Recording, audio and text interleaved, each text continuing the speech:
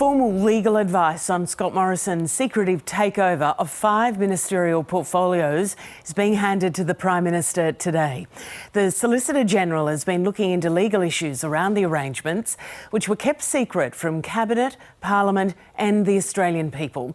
Even before the Solicitor General's advice is made public, the government is flagging a broader investigation. And it's already received support from Liberal MP Bridget Archer, who believes Mr Morrison should now consider his position in Parliament, while the Greens are pushing for the role of the Governor-General and the Public Service to be examined. Let's go straight to Noor Haider at Parliament House. Noor, good morning. So the Prime Minister will receive that long-awaited legal advice sometime today.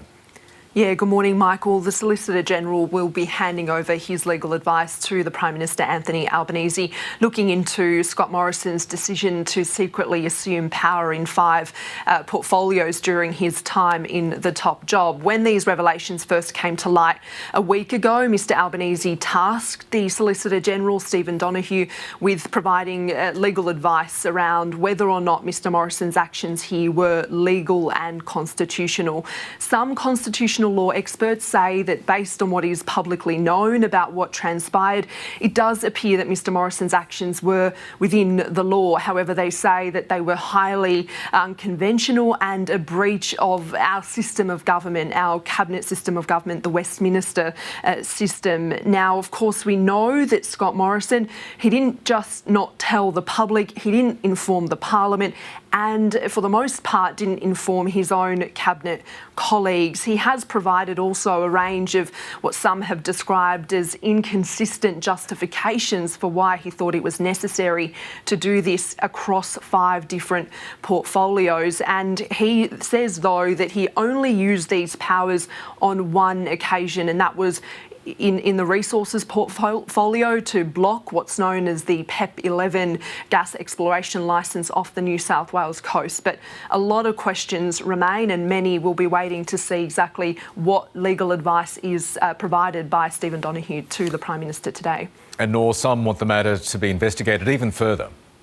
Yes, so even if what Stephen Donoghue finds, even if he finds that Mr Morrison didn't fall foul of the law, there are calls for a broader inquiry to look into what occurred here. The Prime Minister has already flagged that there could be a separate review into Mr Morrison's actions.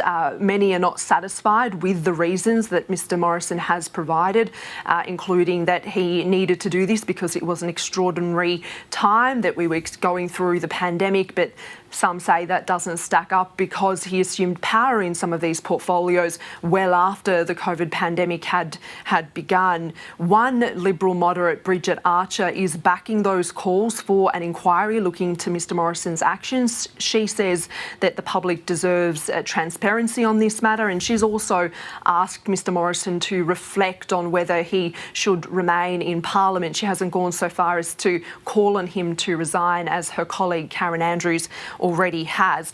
The Greens are also agitating for a broader inquiry, but they want the role of the Governor-General to also be considered here, along with the role of the Public Service. We heard a little earlier this morning from Greens leader Adam Bandt. Take a listen. Governments and ministries are not playthings just for political parties. They are fundamental institutions, and the public has the right to know what is going on, who the ministers are. All of the so-called explanations that are coming in from his former colleagues about who knew what when just add to the case, not only for a broader look at what is going on, but add to the case that the people and the Parliament were being held in contempt. Now, the government until this point has appeared somewhat reluctant to criticise the role of the Governor-General, David Hurley. He says that he was simply acting on the advice of the former government when he allowed this to occur, and said that he had no reason to believe that Scott Morrison wouldn't be publicly disclosing this information. And some have questioned that, saying that he perhaps should have realised after the first 2 decisions were not publicly revealed. It was also, we also learnt yesterday that Barnaby Joyce, who was Deputy Prime Minister during a period when this was occurring, said that when he found out that Mr Morrison had power in the resources portfolio, didn't push back because he feared that the portfolio in its entirety could be lost to the that the Nationals would lose the portfolio in its entirety. So there seems that there are many questions that still remain and some way for this to play out. Yes, a big day on this story indeed. Nor, thank you.